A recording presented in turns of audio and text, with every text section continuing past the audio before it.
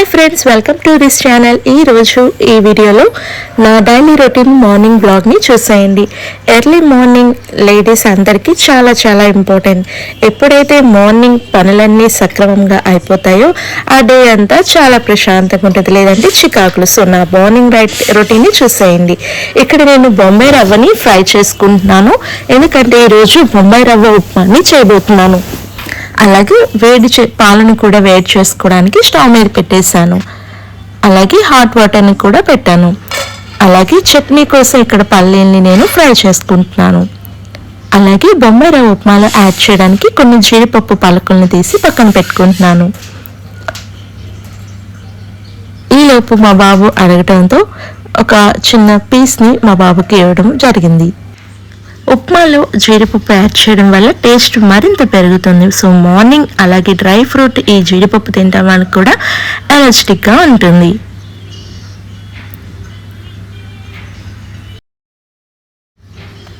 అలాగే ఈ జీడిపప్పు ఉప్మాలోకి కావాల్సిన ఇంగ్రీడియంట్స్ క్యారెట్, ఆనియన్, టమాటో, మిర్చిని కూడా ఇక్కడ నేను కట్ చేసి పక్కన పెట్టుకుంటున్నాను. ఉల్లిపాయల్ని చిన్న చిన్న పీసెస్లా కట్ చేసుకోవాలి. క్యారెట్ని తురుముకోవాలి. పచ్చిమిర్చిని కూడా చిన్న చిన్న ముక్కల్లా కట్ చేసుకోవాలి.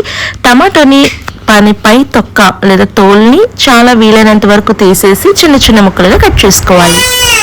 ఉండమ్మా, అయిపోయిందా? Wait wait wait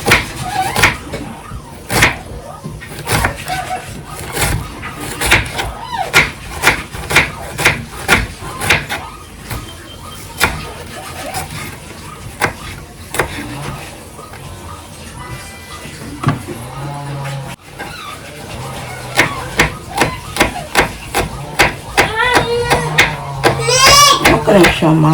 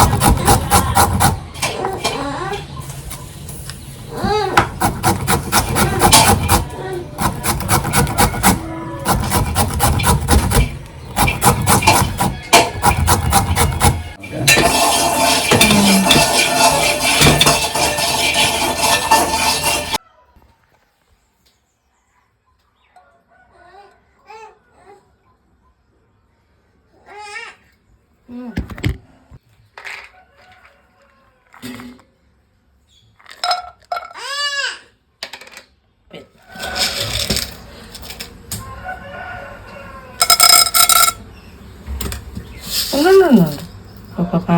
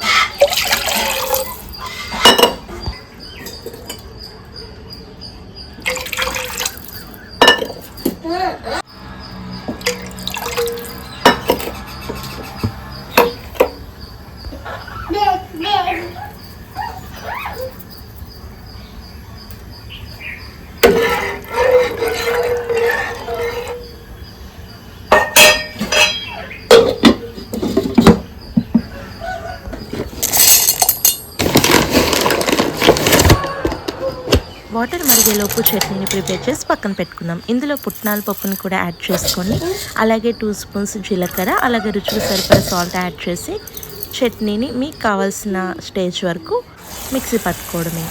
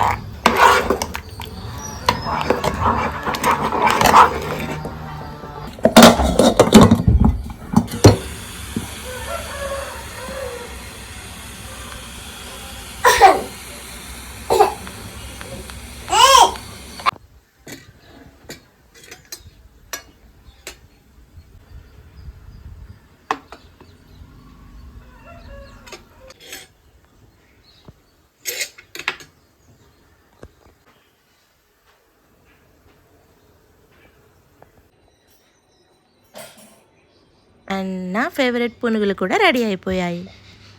morning hot water తాగడం హెల్త్కి చాలా మంచిది. అట్లీస్ట్ 1 గ్లాస్ అయినా తాగాలి. అలాగే మార్నింగ్ ఒక అరటిపండు తినడం హెల్త్కి చాలా మంచిది. అలాగే చిలకడ దుంపల్ని ఈరోజు స్నాక్గా తీసుకోబోతున్నాను. సో వాటిని ఫస్ట్ 2 to 3 టైమ్స్ నీట్గా క్లీన్ చేసుకోవాలి. ఆ తర్వాత దానిపైన ఉన్న చెక్కు మొత్తం నీట్గా మీకు ఎలా వీలైతే ఈ విధంగా చెక్కుకోవడం వల్ల లేదంటే చాక్తో దాని పైతోని కట్ చేయడం వల్ల కూడా వీడియోలో చూపిస్తున్నట్టు మీకు నచ్చిన ప్రాసెస్లో దాని పైతోల్ని మొత్తం క్లీన్ చేసేసుకోవాలి. ఇలా క్లీన్ చేసుకొని మీరు చిలకడ దుంపని ఉడకపెట్టుకోవడం వల్ల తినేటప్పుడు ఈజీగా ఉంటుంది. సో ఫస్టే నేను ఈ విధంగా క్లీన్ చేసి పక్కన పెట్టుకుంటున్నాను.